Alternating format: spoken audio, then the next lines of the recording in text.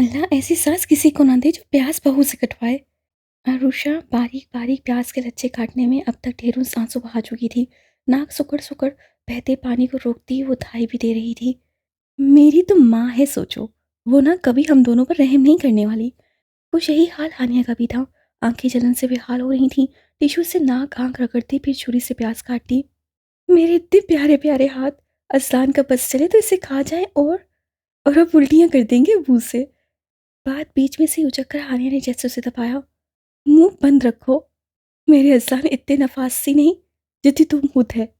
अरुषा और हानिया के बीच बस यही एक चीज में इख्तलाफ था। हानिया जितनी नफासत पसंद थी वो उतनी ही लापरवाह। मेरे लाला हैं, अच्छे से जानती हूँ उनकी नफासत पसंद तबीयत को। हानिया ने फिर से टिश्यू निकालकर अपने हाथ साफ किए, फिर टिश्यू डस्टबिन में डाला और दूसरा टिश्यू निकालकर अपनी आंखें साफ की। इतनी देर में वो बस घूरती रही, अलबत्ता घूरने में आंसू की वजह से कुछ परेशानी सी हो रही थी। मैं आज अंधी हो जाऊंगी। अरुषा ने अपनी आस्तीन से अपनी आंखें और नाक साफ कर ली।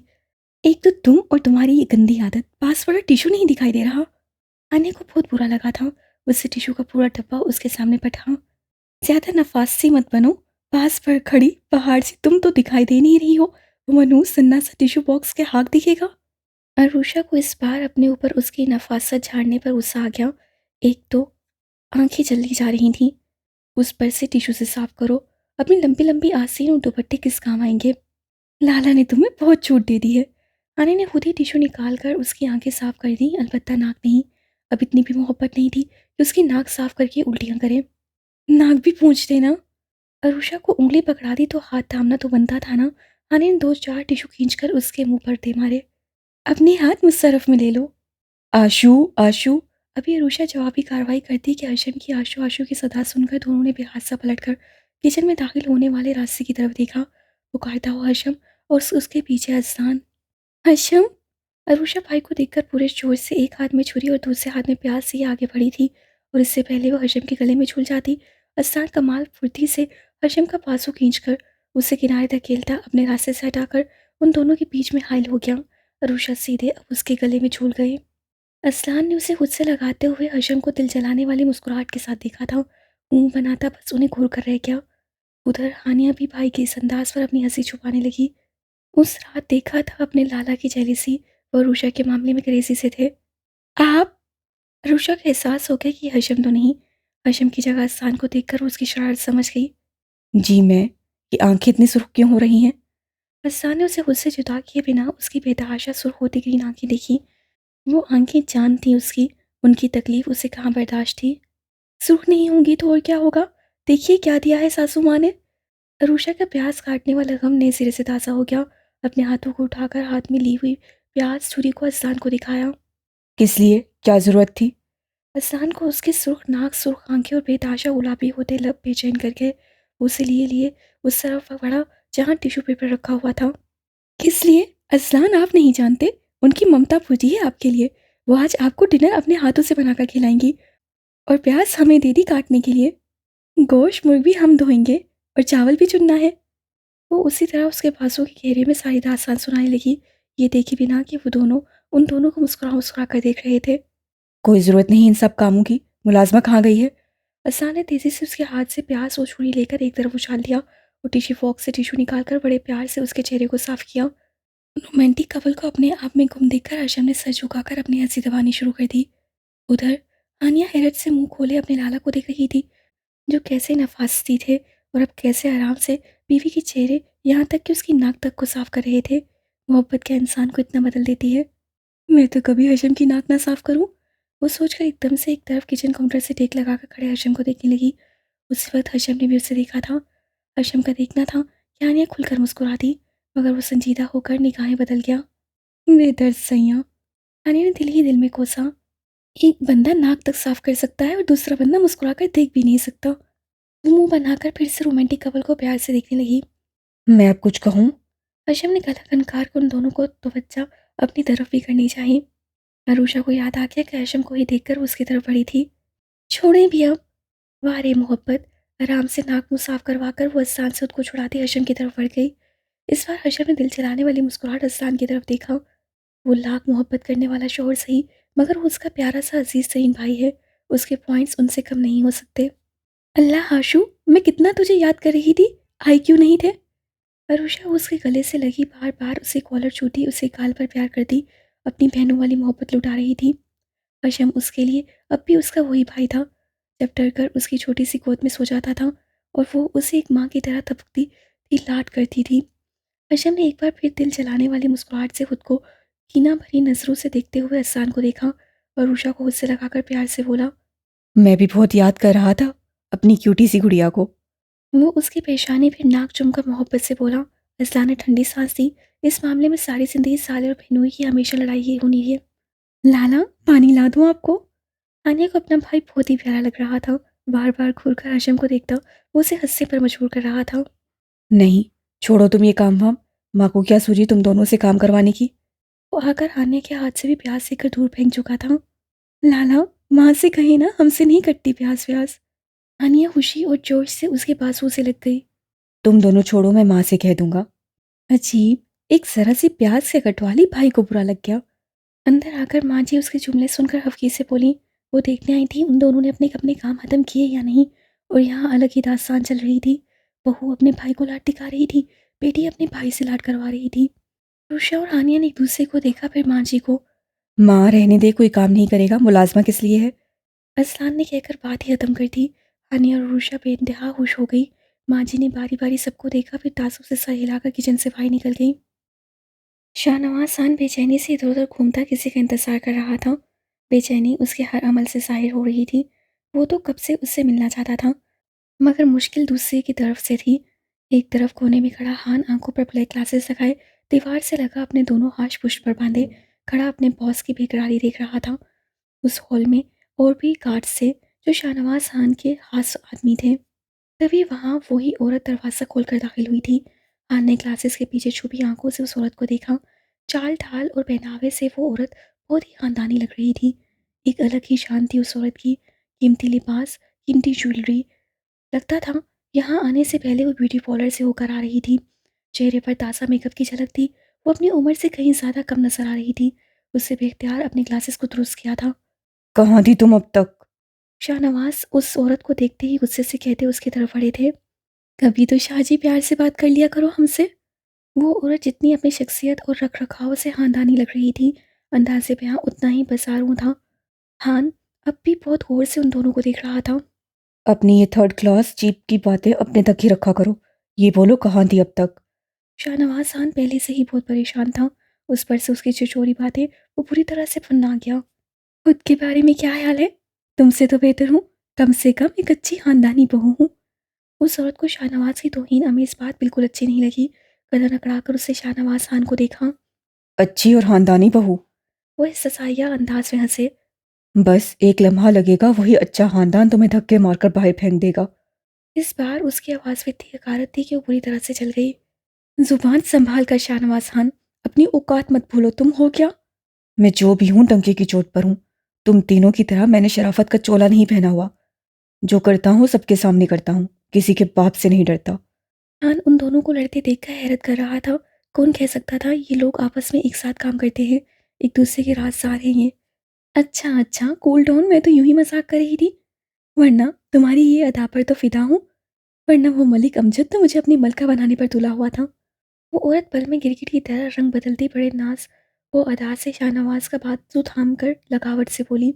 शाहनवाज खान भी ठंडे हो गए। क्यों बुलाया है? वो भी इतनी इमरजेंसी में, जानते हो ना आजकल घर से निकलना कितना खतरनाक है। वो औरत उसी लगावट से शाहनवाज खान के बाजू से लगी हुई थी।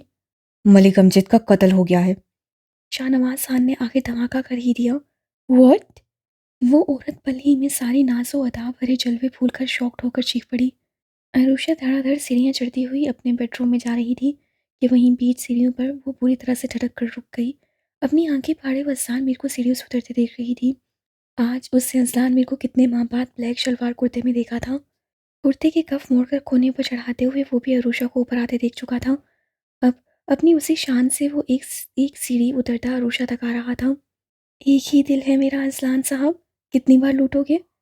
वो नजरों ही नजरों में उसकी बलाएं लेती दिल में सोच रही थी। मैंने क्या कहा था। असलान खुद को बेहूदी से देखती अरूषा के पास रुका और अपनी काली सहरज़दा आंखें उसके चेहरे पर गाड़ दी। क्या कहा था? वो अब भी उसी बेहूदी में गर्क थी। एकटक उसे देखते हुए वो गायब से बोली, अरूषा अज़लान मीर, मेरे ज़ब्त को इतना मत आज़माओ कि मैं दुनिया ही भुला बैठूं और तुम मेरी शुट्टू को बर्दाश्त ही नहीं कर पाओ। उन हरी हरी आंखों में देखते हुए उसके लहजे में एक आंच थी, निगाहों में एक मफहूम था, जिसे समझकर अरूषा कानों तक सुर्ख पड़ गई। फौरन होश में आकर पलकें झपका लीं, चेहरे पर हया के साए ने गुलाबियां और बढ़ा दी। अस्तान की निगाहों को वो नज़ारा ऐसा हसीन लगा कि बेख्तियार वो अरूषा के मुकाबले में खड़े होकर अपने दोनों हाथ सीढ़ियों की रेलिंग पर टेक कर चुका था। अरूषा ने घबराकर अपने दोनों अतराफ में अस्तान के बाजू और सामने दीवार बनकर झुके अस्तान को देखा। अब बोलो, क्या कहा था मैंने? वो एक बार उसकी गर्दन पर झुककर उसकी खुशबू को सांसों में उतारकर फिर चेहरा उठाकर उसके चेहरे के एक एक नक्श को अपनी निगाहों में भर रहा था। हाँ, याद था, तभी तो आ रही थी रूम में। आप खुद चले आए। असलान के कलोन की महक अरूषा की आवाज़ों को अपनी गिरफ्त में ले रही थी। निगाहें उन कुछ कहती कुछ सुनती मानी हेस आंखें घबरा घबरा कर झुकी जा रही थी। याद था, फिर आई क्यों नहीं? मैंने कहा था ना कि मेरे ऑफिस से आने के बाद मुझे तुम अपने इर्द गिर्द नजर आती रहो। एक बार फिर झुककर उसे अरूषा के सुर्ख होते गालों पर नाक फेरी। असलान, हम कहाँ हैं, कुछ तो ख्याल करें। अरूषा ने इस बार उसके सीने पर अपने हाथ रखकर दूर करने की कोशिश की। मैं अपने घर में मौजूद सीढ़ियों पर अपनी जायज़ बीवी के साथ हूँ और मुझे किसी का खौफ नहीं कि तुम्हें छोड़ दूँ। इंसान मीर से ऐसे ही किसी जवाब की उम्मीद थी। अरूषा ने चलकर उसके सीने पर हाथ मारा। झूठ कहती थी हानू कि मेरे लाला इतने शरीफ हैं। वो ये हैं, वो हैं। एक नंबर के बेशर्म इंसान हैं आप। चलकर बोलती अरूषा को मुस्कुराती निगाहों से देखते हुए वो और झुका। अरूषा रेलिंग से नीचे की तरफ गिर जाती कि उसने अपनी मुट्ठी में अस्तान के कुर्ते के कॉलर जकड़ लिए। इतला के लिए बता दूँ, यहाँ मेरी बहन है मगर एक अदद अपने शौहर के साथ। माँ है, वो जब जब मुझे और तुम्हें देखेंगी तो खुशी से हमें रोमांस जारी रखने को ही कहेंगी। बाकी किसी की मुझे परवाह नहीं। वो उसी तरह उस पर झुका, अपनी बेबाक आंखों से उसकी घबराए शर्माए चेहरे को मुसलसल अपनी निगाहों में भरे हुए था। आपको नहीं है मगर मुझे है। मैं एक बहुत शर्मीली सी शरीफ सी लड़की हूँ। वो घबराहट में इधर उधर देखती जल्दी से बोली तो अस्तान की मुस्कुराहट गहरी हो गई। और मेरा ख्याल है अब वो वक्त आ गया है जब इस शरीफ और शर्मीली लड़की को मुकम्मल अपना बना लिया जाए। मेरे ख्याल में तो अब तुम तैयार हो चुकी हो। क्या ख्याल है, आज मुझे सब्र का दामन छोड़ देना चाहिए? वो बिल्कुल उसके होंठों के पास अपने होंठ रखे उसकी सांसों को अपनी सांसों से उलझा रहा था। अस्लान। अरूषा का चेहरा ऐसे दबने लगा कि उसे खुद महसूस हो रहा था कि उसके चेहरे से आग निकल रही हो और कानों से धुआं। आंखें बंद करते हुए पीछे की तरफ झुकने लगी और इससे पहले वो नीचे ही गिर जाती, असलान ने उसी कमर में बाजू डालकर उसे खींचकर सीधा कर दिया। माय लव, अब भी क्या शर्माना कि तुम नीचे की तरफ लुढ़कने की तैयारी करने लगी हो? वो उसी तरह मुस्कुराते हुए उसकी थोड़ी उठाकर रूषा का चेहरा ऊंचा करके देखने लगा। सुख होता उसका हसीन चेहरा जैसे दुख सा रहा था।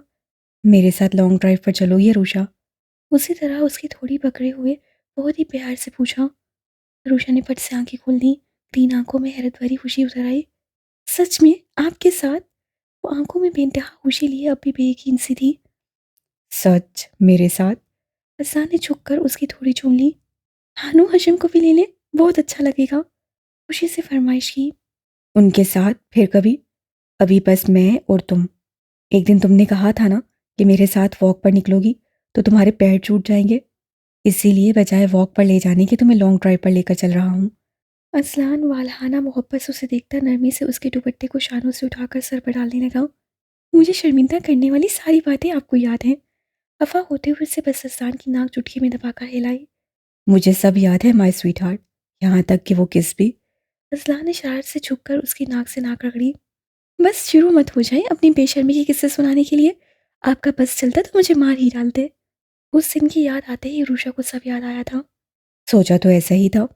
रूषा की आंखें नाराज होकर फैल गईं। यानी आप मुझे मार डालते? नाराजी से खुद से असलान को दूर करना चाहा।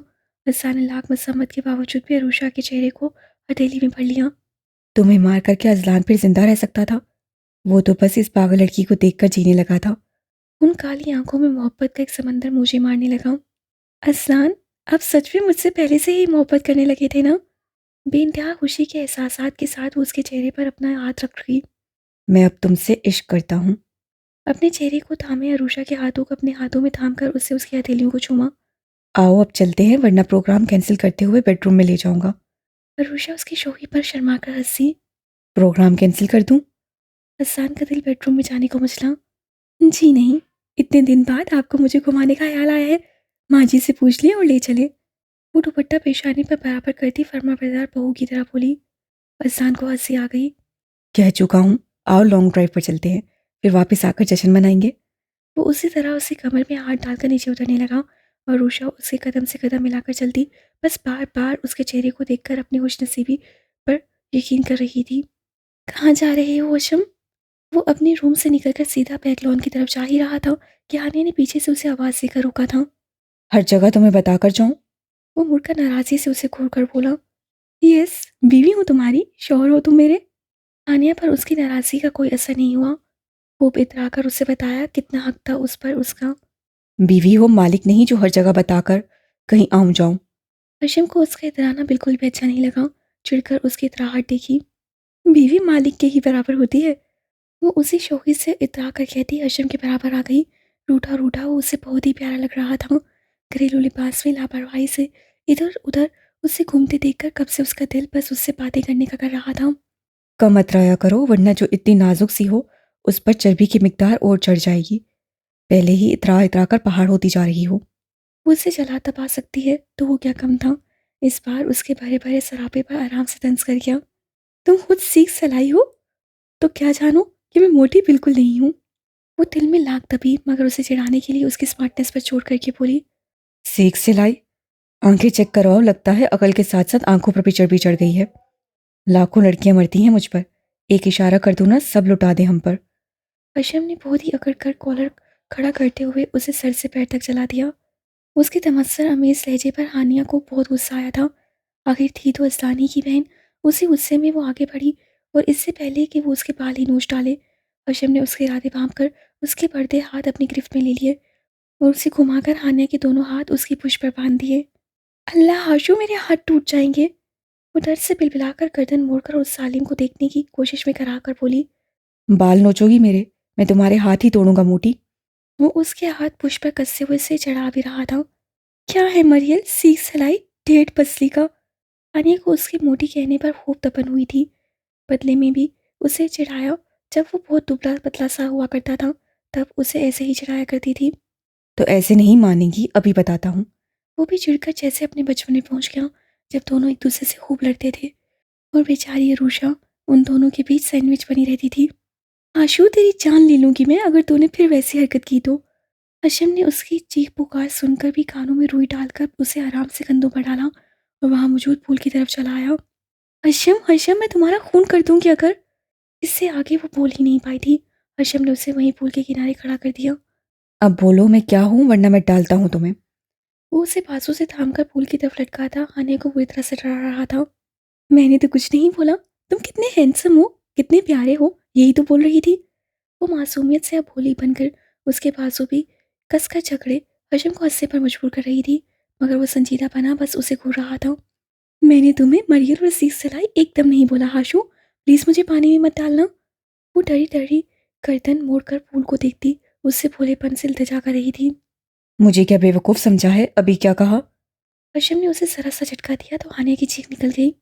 सॉरी सॉरी, प्लीज नहीं गिराना। ये हुई ना बात। हशम ने उसे एक तरफ करते हुए आखिरकार तरस खाकर छोड़ दिया। हानि ने दांत पर दांत रखकर उसे देखा। अब उसका रूह पूल के पानी की तरफ था। हानि ने उसे मजा चखाने का फैसला किया।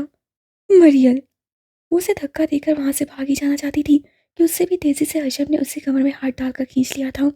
नतीजे में उसके साथ ही सीधे पूल की साफ पानी में गिरी थी। हानि के होंठों से चीख निकल ही नहीं पाई। पानी में डुबकी खाकर वो होंठों में ही दबी रह गई थी। अर्शम उसे कुछ देर ऐसे ही कमर से थामे वहीं पानी में गहराई में डुबकी लगाता रहा था। जब यकीन हो गया कि वो सांस नहीं ले पाएगी तो उसकी कमर में हाथ डाले डाले उसे पानी की सतह पर ले आया। पानी की सतह पर आते ही वो पूरी तरह खांसते हुए उसकी शर्ट को कंधे से दबोचे हुए थी। अर्शम की निगाह बेहासा उसके भीगे भीगे रूप पर फिसलने लगी। उसके खुद्दास वजूद का एहसास अर्शम की आवाज़ पर छाने लगा। कैसी नाराज़गी, कैसी बेजारी, वो सब भूलने लगा। वो उसकी थी, उस पर उसका पूरा हक है। हशम को और भी बेबाकी से उसे देखने पर मजबूर कर रहा था। कमीने इंसान, जरा जो तुम में रहम हो। उसकी बदलती कैफियत से बेखबर हानिया ने उसे एक थप्पड़ जड़ दिया। हशम ने बदले में उसकी कमर पर गिरफ्त मजबूत करते हुए एक हाथ उसी गर्दन पर डालकर हानिया का चेहरा अपने चेहरे के करीब कर लिया। हानिया की आंखें खुल गईं। शानों पर चकरी शर्ट को और भी दबोच लिया। थप्पड़ के इस बदले पर उसकी धड़कनें रुकने लगी। वो हर्षम को बेदर्दी से अपने होंठों से बदला लेते महसूस कर रही थी। इधर वो आंखें बंद किए उसकी सांसों को अपनी सांसों से जोड़ते हुए बेखुद था। ये तुम्हारे थप्पड़ का जवाब। उसकी सांसें भी रोककर वो उसके होंठों से अलग होकर हानिया को देखने लगा। हानिया मुश्किल से सांस थी, निगाहें झुकाए उसे पूरी कुव्वत से जकड़ी हुई थी। वो अच्छे से उसकी बोलती बंद कर चुका था। हर्षम इस बार खामोशी से तैरकर उसे किनारे पर ले आया। पूल से निकलते ही वो लड़खड़ाती उधर, लड़खड़ाती इधर गिरती अंदर की समेत भागी थी। वहीं हर्षम वहीं पूल के किनारे उन्हीं भीगे कपड़ों में चित लेटा आंखें बंद किए उस मदहोशी को महसूस कर रहा था जो उसके होंठों की जाम पीकर उसे मिली थी। क्या वो सब भूल गया है? अंदर से कहीं से आवाज आई थी और हर्षम ने पट से आंखें खोल ली। इतनी जल्दी सब कैसे भूला जा सकता है हानिया, हर्षम, असफंदियार खान? बस बीवी हो तो अपना हक तो वसूल कर सकता हूँ। इस पर सोचकर वो तन से मुस्कुराया था। कार की विंडो के शीशे नीचे करके वो अपने चेहरे पर गुजरने वाली हवा को पूरी खुशी से महसूस कर रही थी। कितना मुश्किल, कितना सरशार करने वाला एहसास था कि वह सानवी के साथ लॉन्ग ड्राइव पर निकली है। उसे कार के अंदर के माहौल के साथ बाहर गुजरता हर मंजर अपने साथ खुशी से नाचता हुआ महसूस हो रहा था। सफ़र तो पहले भी असलान के साथ किया था, मगर तब में और अब में बहुत फ़र्क था। अब उसका रूड हीरो, रोमांटिक हीरो जो बन चुका था। बंद क्यों कर दिया असलान? वो उसी तरह खोई हुई शीशे के पार का मंजर आंखों में भर रही थी कि असलान ने एकदम से बटन दबाकर कार के शीशे ऊपर चढ़ा दिए। अरूषा ने घूमकर फौरन शिकवा किया था। तुम मुझसे ज्यादा बाहर के मंजर में खोई रहोगी तो यही करूंगा ना। असलान ने हाथ बढ़ाकर उसकी नाजुक सी नाक चुटकी में दबाई। असलान, आप बहुत अच्छे हो, सबसे मुनफरिद। वो उसके वही हाथ अपने हाथों में लेकर अपने गालों के नीचे रखकर मोहब्बत भरी निगाहों से उसे देखने लगी। असलान अभी कुछ कहता कि एकदम से उसके मोबाइल पर रिंग हुआ। कॉल के बाद तुम्हारी इस बात का अच्छे से जवाब देता हूँ। वो उसकी गाल चुटकी में दबाकर अपने हाथ उसकी गिरफ्त से निकाल चुका था। अरुषा खिसक कर उसके बाजू से लगकर अपना सर उसके बाजू पर रखकर आंखें मूंद गई। अज़ान ने मोबाइल की तरफ देखा। चाची कॉलिंग आ रहा था। उनकी कॉल देखकर उसे तेजी से कार एक तरफ रोक दी। क्या हुआ? कार रुकने पर अरुषा ने फौरन सर उठाकर हैरत से पूछा। कुछ नहीं, बस 5 मिनट। दोबारा उसका सर अपने बाजू पर रखकर वो मुस्कुराया। अरुषा ने उसी सुकून से फिर से अपने सर को वहीं उसके बाजू पर रखकर आंखें बंद कर लीं। हेलो। वो मोबाइल उठाकर अब अपने कान से लगा चुका था। उससे ऐसा एहतियात के तौर पर किया था। वो नहीं चाहता था अरुषा उधर से कही गई कोई बात सुने। उधर से जो कुछ कहा जा रहा था वो बस हूँ हाँ कर रहा था। ठीक है, आता हूँ। पेशानी पर पल गहरे हो गए थे। संजीदगी से बस इतना कहकर उससे मोबाइल डैशबोर्ड में डाला और दोबारा कार स्टार्ट कर दी। असलान, हम सीवीयू पर चलें? अब बाहर निकले थे तो और भी ख्वाहिशात मचलने लगी। उसने शौक से सर उठाकर पूछा। चलेंगे, मगर अभी नहीं। घर चलें, देर हो गई है। वो फिर से उसी नरमी और मोहब्बत से उसे टाल गया। हाँ, घर चलते हैं। हर्षम भी तो आया है बेचारा, परेशान हो रहा होगा। वो आराम से मानकर अब नई फिक्र में घिरी। इंसान मुस्कुरा दिया। वो जिद्दी बस खास वजह से ही हो जाती है, वरना आमतौर पर आराम से मान जाती थी। उसे फिर से उस पर बेहद सा प्यार आया था। हर्षम से हटकर अपने शोहर बेचारे की भी परेशानी को हल कर लिया करो जान। दोबारा से उसे एक बाजू की गिरफ्त में लेते हुए उसका दुपट्टे से ढका सर चूमा। रूषा बस उसकी बात पर होले से हंसकर अपनी आंखें मूंद गई। चाची हॉस्पिटल ग्राउंड में उसके इंतजार में बेचैनी से चल रही थी। एक तरफ हॉस्पिटल बेंच पर बैठी आनिया कोफ से आसपास देखती बोर हो रही थी। आपने बात की है अम्मी? ड्राइवर आ क्यों नहीं रहा है? वो यहाँ बैठे बैठे अब थक गई थी, इससे फिर से पूछा। कहा तो है असलान से आता होगा। वो बड़ी बेचैनी से टहल रही थी। उनकी बेचैनी को तब करार मिल गया जब उन्होंने हॉस्पिटल गेट में असलान की कार दाखिल होती देखी थी और आंखों में चमक आ गई। जब ड्राइवर की जगह खुद असलान को कार से उतरते देखा था, आने का दिल एकदम से खुश हो गया। सारी कोफ्त उड़न छू हो गई, आंखों में चमक उभरी थी और वो असलान को गौर से देखने लगी। ब्लैक कुर्ते शलवार में वो उसे इतना अट्रैक्टिव, इतना हैंडसम लग रहा था कि आने का दिल कहा उससे बस देखती रहे। मगर उधर जैसे अब आनिया नजर ही नहीं आती थी। वो चाची की तरफ बढ़ा। माफ़ करना आसान बेटा, तुम्हें सहमत दी। जैसे ही वो करीब आया चाची अब शर्मिंदा सी होकर बोली। कार कैसे खराब हो गई? उनकी बात का जवाब दिए बिना वो इधर उधर कार तलाश कर रहा था। पता नहीं, किसी शरारती बच्चे ने पंचर कर दी और मुझे तो तुमसे कहना पड़ा। ड्राइवर भेज देते बेटा, उन्होंने बताते हुए उसी चमकती आंखों से उसे देख भी रही थी। कोई बात नहीं, मैं इधर से ही गुजर रहा था। आइए चलिए। वो हल्के से मुस्कुराकर उन्हें चलने का इशारा भी कर चुका। आओ आनिया। चाची ने मुड़कर बेंच पर बैठी आनी को पकड़कर उठाया। असान उन लोगों को मुकम्मल नजरअंदाज करते हुए आकर कार का बैक डोर खोलकर एक तरफ खड़ा हो गया। इस बीच उससे अरुषा की तरफ देखने की गलती भी नहीं की, वरना उसकी शोला उगलती निगाहों का सामना कैसे करता। अरुषा गुस्से से खोलती हुई कार में बैठी आनिया और चाची को देख रही थी।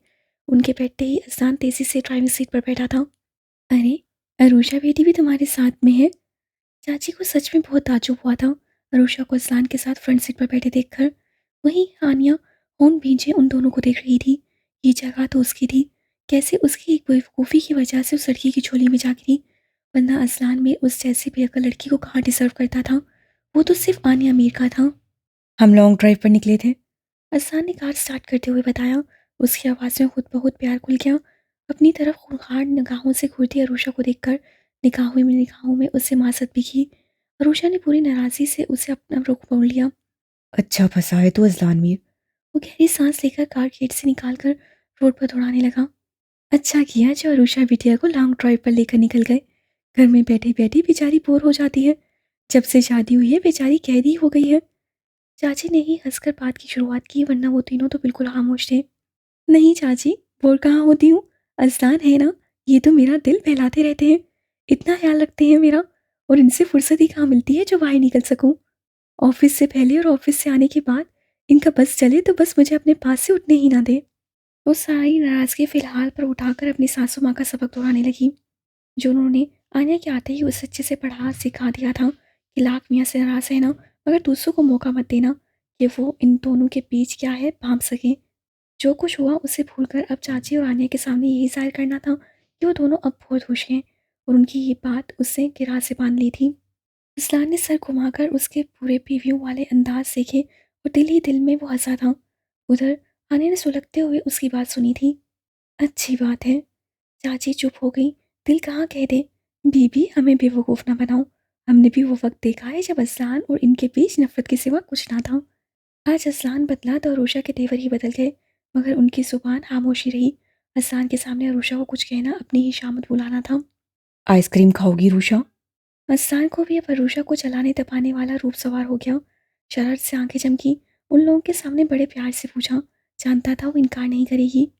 हाँ क्यों नहीं, मेरा फेवरेट वाला फ्लेवर। वो दांत पीसती हुई जबरदस्ती मुस्कुराकर लाड से बोली, मगर आंखों से चिंगारी फूट रही थी। Yes my love. असान कहते हुए कार रोक कर बाहर निकल गया। उसके माय लव कहने पर आनिया तो क्या, चाची की भी आंखें खुल गईं। असान कभी ऐसा सन मुरीद नहीं रहा था कि दूसरों की मौजूदगी ही भुला दे। माशाल्लाह असान बहुत बदल गया है।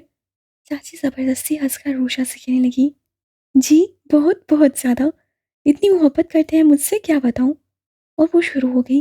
जब तक असलान नहीं आया वो असलान की मोहब्बत के किस्से उन्हें सुनाती रही थी और चलाती तपाती रही थी। लीजिए माय गर्ल। ढेरों आइसक्रीम उसकी गोद में डालकर वो अब भी उसी मूड में था। चुपके से उसे आंख मारकर कार स्टार्ट कर दी। रूशा बस पल खाकर रह गई। आप लें चाची, उससे मुरवत में शॉपर चाची की तरफ बढ़ाया। नहीं बेटा, मैं आइसक्रीम नहीं खाती, उन्होंने इनकार कर दिया। आप लेंगी आनिया बाजी? रूशा ने हिलाकर नाक भौं चढ़ाए आनिया से पूछ लिया। उसकी बाजी कहने पर आनिया का खून खोल गया। नहीं, मुझे नहीं पसंद, बहुत नफरत से कहकर रुख मोड़ लिया। वो आराम से कंधे उचकाकर फिर से सीधी हो गई। खा लो ना। असा ने नरमी से कहते हुए जरा से जरा गर्दन मोड़कर नाराज बीवी को मनाना चाहा। घर जाकर खाऊंगी हानू और हाशू के साथ। तेज चलाए, मुझे घर जाना है अब। असा ने गहरी सांस भरकर नाराज बीवी के अंदाज सीखे फिर कार की स्पीड बढ़ाई थी। कार ट्रैफिक पर रुकी तो एक बच्चा फूल लेकर उनकी खिड़की पर खड़ा हो गया और असान से फूल खरीदने की मिन्नत करने लगा। तो असान एक नज़र रूशा और फूलों पर डाली। उनसे अच्छी चीज़ कोई और नहीं हो सकती थी उसे मनाने के लिए। उसने बच्चे से सारे फूल खरीद लिए और पैसे बढ़ा दिए। बच्चा फूलों की कीमत से ज़्यादा पैसे लेकर खुशी खुशी चला गया। This is for you. Adnan ने फूलों के गुलदस्ते उसकी तरफ बढ़ाए। अरूषा ने फूल थामकर उठाकर डैशबोर्ड पर रख दिए। फूल इसी को देने चाहिए जो उनकी कदर कर सके, क्यों अम्मी? एकदम से आनिया बोली तो चाची ने जल्दी से उसका हाथ दबाया। बेटी की जल्दबाज फितरत पर वो हमेशा शाकी रही थी। वो हमेशा उसके दिमाग से ज़्यादा दिल से काम लेने पर शाकी रहती थी। फूल उसी की खिदमत में दिए जाते हैं जिसे फूलों के साथ साथ इंसान की भी कदर करनी आती हो। अरसाल ने संजीदगी से कहकर जबड़े भींचकर एक शिकायती निगाह अरूषा पर डाली, जो लाताल्लुक बनी कार विंडो से बाहर देख रही थी। सिग्नल खुला तो उसने खामोशी से कार रोड पर डाल दी।